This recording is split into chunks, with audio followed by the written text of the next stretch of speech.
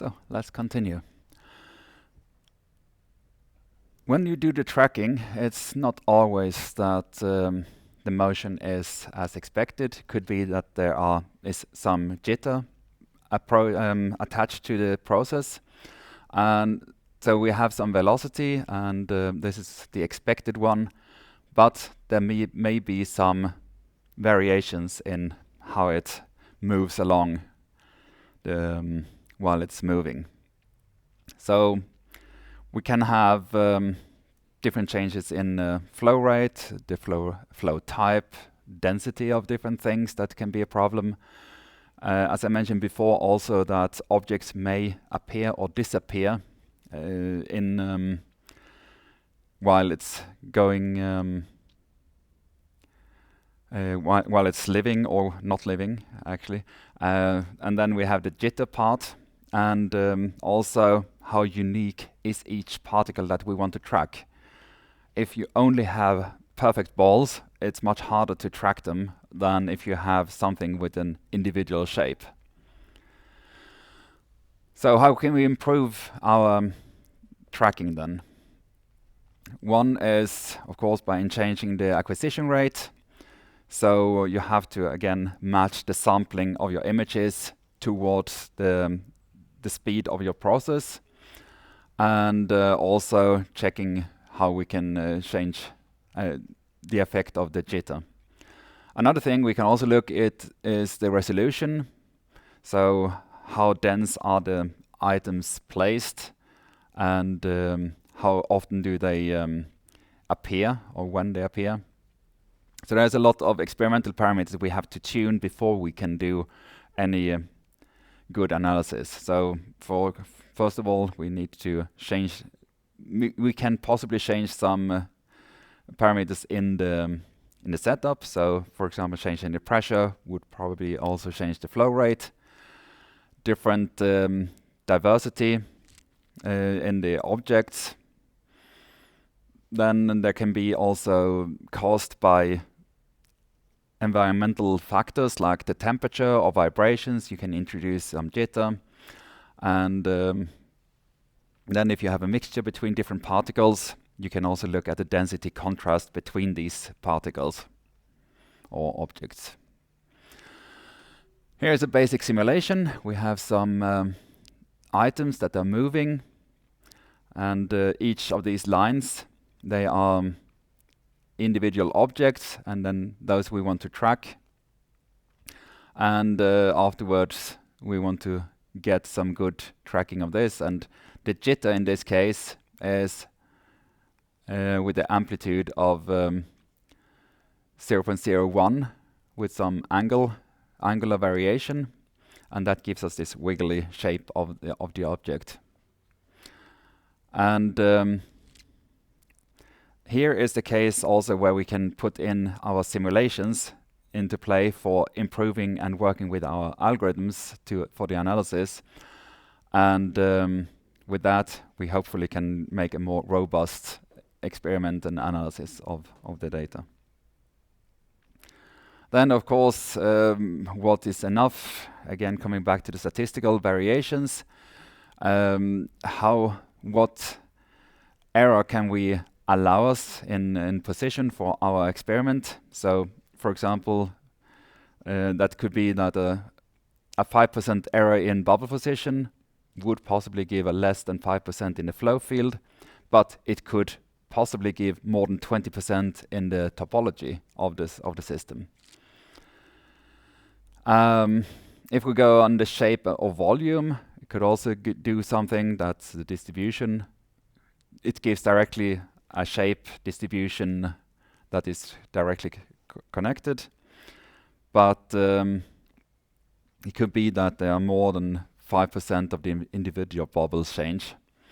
And then if we look at the bubble strain tensor calculations, it could be maybe, so these are just made up numbers, but it could be that errors propagate in different ways depending on what you're looking at.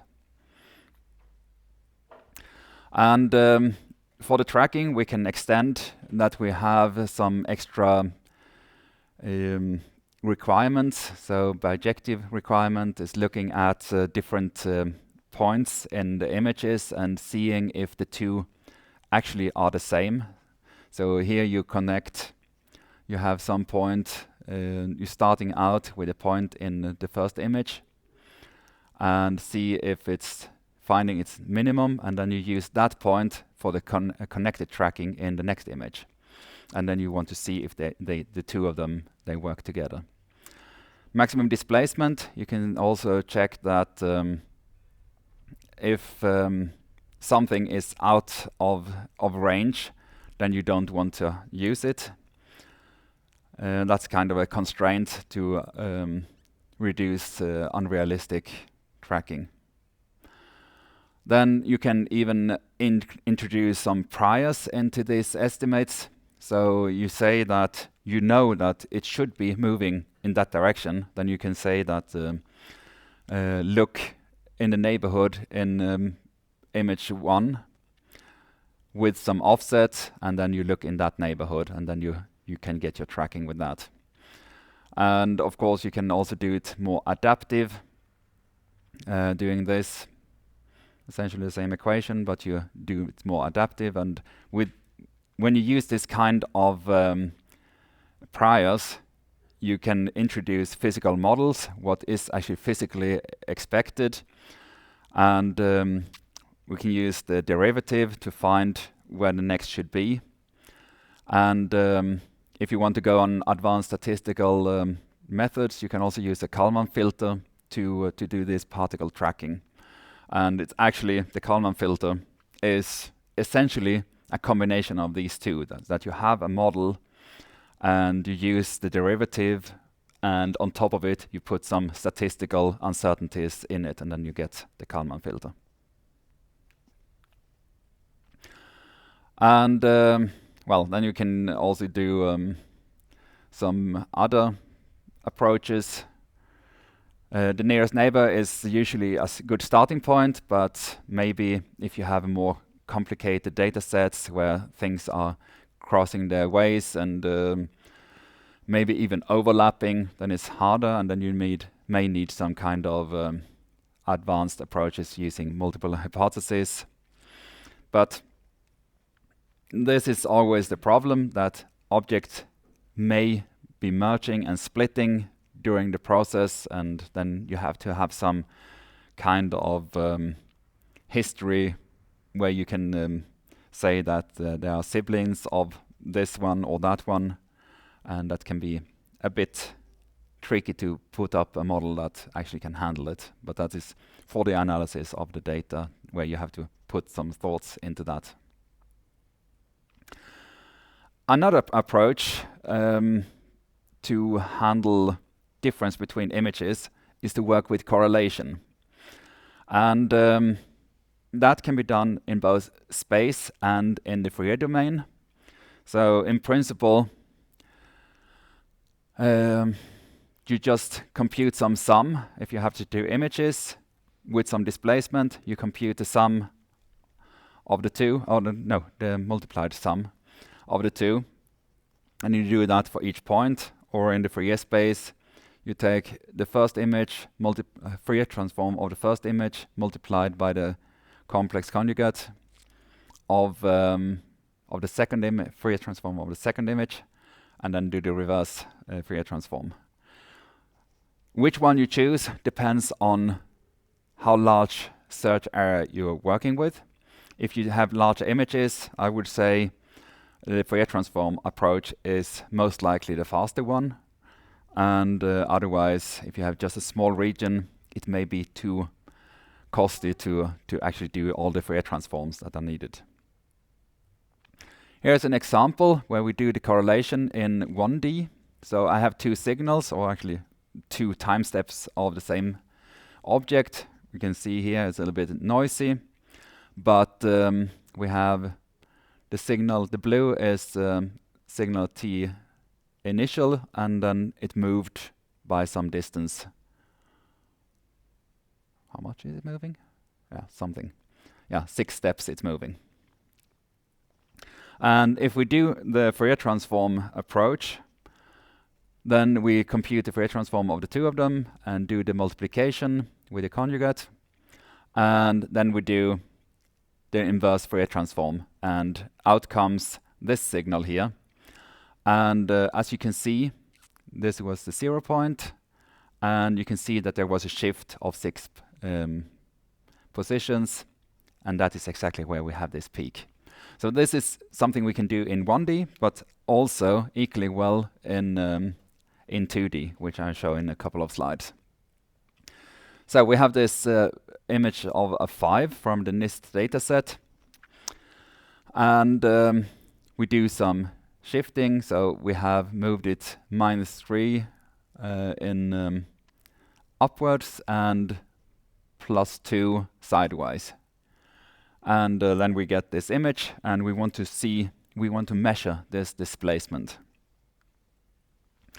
And that can be done with correlation in space. And I just want to start this movie. Yep, and there you can see how we have the image is kind of rolling over, and we do the multiplication between the fixed image and the one that here is changing. And after a while, you can see that there is a place where it has a good fit, and that is exactly where we have our displacement vector. So this is one way of doing it, and as you can see, the rolling like this, it actually flips over on the backside, and that can be a bit disturbing actually for the measurement. So that is something to pay attention to if you do this approach. We can also use other metrics to compare the two images. We can use the mean squared error or root mean squared error as another metric for looking for minima. And doing the same, we actually get a bit, so with the MSE, we get a bit confusing result. We actually get 2 points, and only one is the right one. So that can be a bit confusing. And that's thanks to this thing that it's rolling out of the edges. To avoid it, we can of course do a lot of zero padding around, and then it should be possible to avoid this problem. Or if we have a larger image, we may be able to take out these boundary effects. Doing it with the Fourier transform, we do the Fourier transform of image A and image B. And if you look at the Fourier transform, the amplitude of the Fourier transform, you can see that it's essentially the same. The information actually lies within the phase of the Fourier transform and not in the amplitude. But if we calculate this equation as we did before, we actually get a very beautiful peak with a reflection over here. But the main peak is actually on the right spot. That we can also do with the bone slice, trying to get something with that. And here we look at the very small piece and try to do this stepwise in the spatial domain. And while running it, you can see that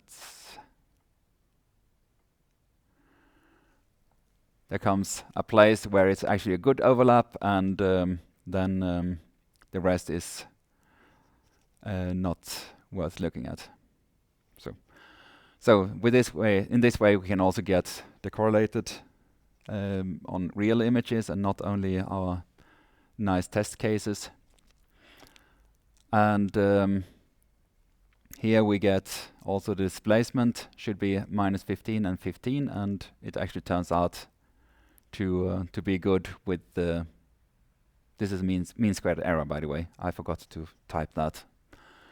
So the mean squared error can also give a very nice result in this finding displacement.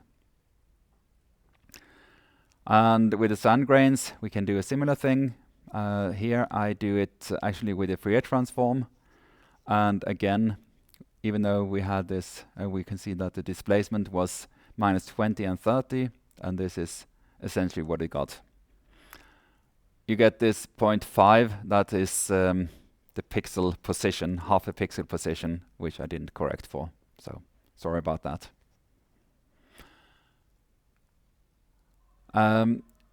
So now we have a way to identify how much the images are displaced. And in image experiments, when you do this time series, you have the problem that things are moving. It may be that you take the sample out of from the stage, or in this case, you can see a patient. This is the same patient, and these are X-rays from different days. And you can see that the patient is definitely not positioned in the right way. And if you want to compare these images, you need to have them on the same frame. Everything should be on the same place, except maybe for the deceased part, which is maybe changing. But here you can even see that this patient is even wired sometimes and sometimes not. And we want to get all these images on the same frame in order to be able to do our comparisons. And this is where registration comes in. And the task is that we have, in principle, we have two images. One we say is moving and the other one is fixed. And then you try to find the correlation between the motor displacement and transform it so that they are actually right way and positioned and rotated in the right way. This is done by different pieces. We have here the images, we have some transform, an interpolator who creates the transformation, and then in the end we have to check if they are the same with using some kind of metric. The whole process should be automated because mostly these are very complicated images that don't have very exact positions, so we need to iterate the whole registration process. And for that we need to have an optimizer that goes through and sends information to the transformer, and then in the end we can move into getting a better and better metric for this registration process. And this is a very important step actually when you do all your time series analysis.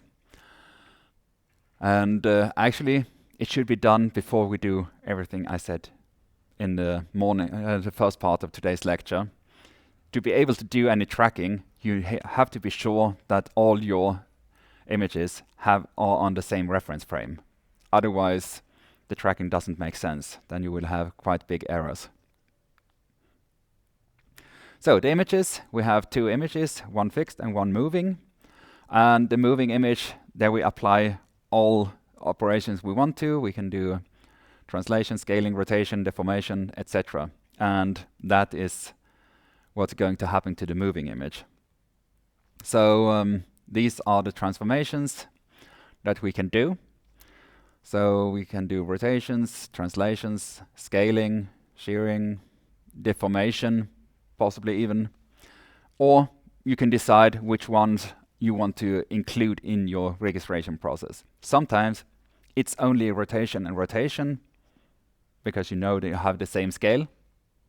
But it could be even that something has changed. So for example, when you look at the body have some rigid parts, but it also has some more deformable parts. So then you may need to also to do some deformable registration.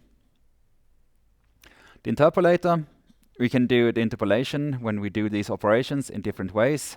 So easy one, quick one is the nearest neighbor, but you can also work with bilinear, bicubic, B-spline, etc. to do this interpolation. The metric, there are very many ways, as we have seen before.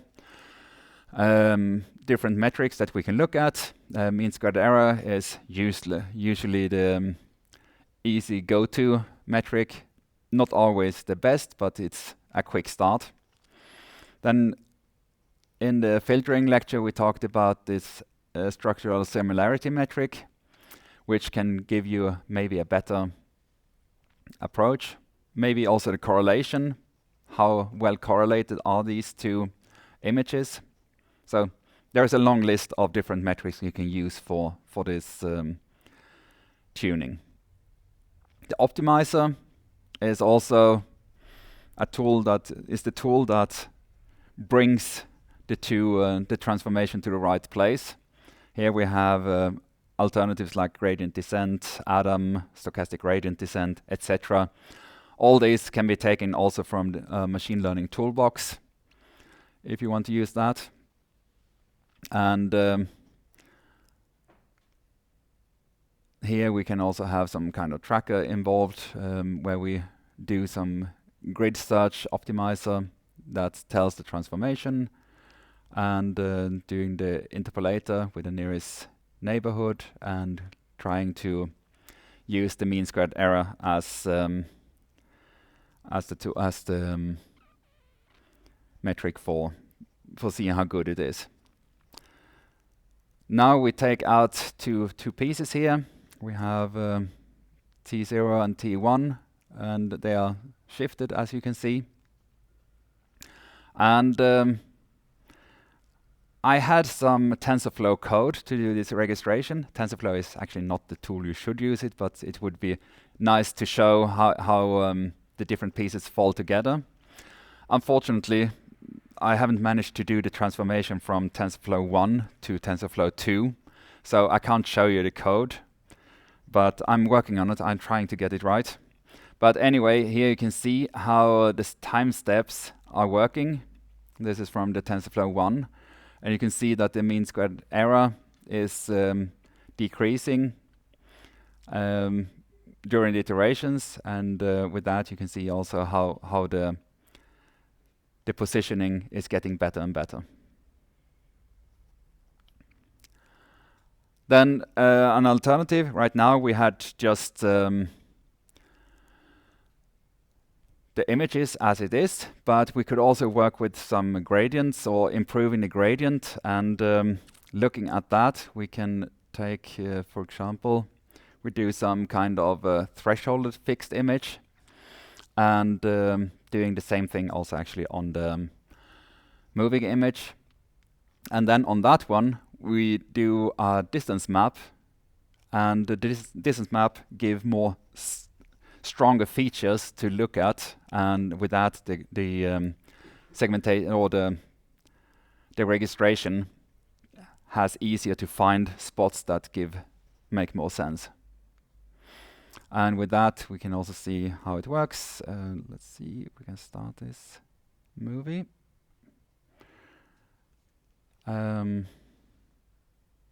It's trying to move around, then it does a little bit of jittering, and hopefully it gets somewhere which would be closer. And here we still use the MSE, but we could even try using the SSIM, and that could possibly give you a better result. So typically what people are doing when they do registration is to use ITK or a derivative from there called elastics or simple elastics. And this is a quite big package. It was originally developed in C++. It has a Python port, but I think it's a bit awkward to work with. It's really not Pythonish in the style. If you want to read into more about the ITK, there is this book which is online, so you can just download or browse it online. Yeah, so usually I don't like to use ITK for the typical image processing, but for this particular use case, it's quite useful. ITK was developed as a part of the Visual Human project. The project, I think it started in the 90s, where they had two humans that they sliced up with different techniques. And then there was a lot of that is data set used for image analysis development or anatomy studies, etc. And to do the registration, it's quite a long script where you have to set a lot of transformers and optimizers, etc., etc. And you can see it gets quite big, so I'm actually not going to go into the details here. Another thing, so once we have got the registration, we want to look at the images, and see how they change. And again, here we can use the correlation, for example. And now we are not looking at the whole image, but on smaller regions. And this can be used to see if there are changes within the image. So it is kind of an alternative to the tracking. And it's called digital volume or image correlation. So in principle, what you do is you take a sub-region and then you compute the correlation for different regions around it. And with that, you can see how much the local displacement is between different regions in the image. And then you do a scanning procedure. So it's a quite time-consuming thing to do. But it turns out you can actually put this into physics. So you can have some correlation term, and then you have also a deformation term in the data. And this is done a lot in mechanical studies. So looking at rock mechanics, bone mechanics, and different things. And here they can really put information. They can actually quantify the strain in the image. And that is, for here, we can take the strain tensor telling really how is this object deformed in the data. There is a package which I don't have a link to right here called SPAM. It's developed in, I think it's EPFL and Grenoble together. They developed this package. And it has a very strong focus towards these correlation and the registration topics. I haven't tried it myself, but people say it's pretty good in doing all this analysis. And it's a combination of image processing people and also mechanics people who have put their forces together and bringing this package up.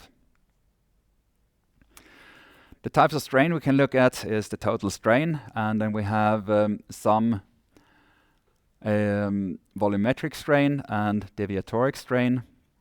So the volume strain, that is just seeing how things are changing, moving around. But we can also see how the anisotropy of the object changes, and that's the deviatoric strain. And an example by my colleague Steve Hall. He looked at some sand column that had notches on the sides, and then he put some load on it, and he could see how there was a strain band developing just between these two notches that we have here and here. And he could see how the water distribution was changing in this area, and he could even do DIC image in the volume showing that in this area there was a lot of change, but in the remaining image not. And that brings us to the end of today's lecture. We have talking about dynamic experiments and how to mainly prepare images for it, and looking into how we track objects. Also, the part of registration, which is very important when you do these time series experiments. The thing when you do a dynamic experiment is that you have to decide how soon you can reduce your data. And in some cases, you can reduce the information pretty soon. In other cases, you have to work with the big images throughout your analysis. But the sooner you can bring it down into just positions and objects, identified objects, I would say the better. Because time series experiments, they turn into many gigabytes or even terabytes of data. And that's not easy to handle in with the normal computers. So if you can do analysis on the individual frames and then put it together in a larger context, it's probably a better strategy than working with big images all the time. Yeah, and I think that brings us to the end of this part. Yes. So again, about the project. Those of you who want to do a project, please send me an email saying what you want to do. And if you need data from me, of course, I will provide it. And otherwise, Daniel and me, will share the load. So some of you will go to him and some will go to me. And but I will manage that, and we will discuss the different projects, which ones are relevant. Yes, so that was the end.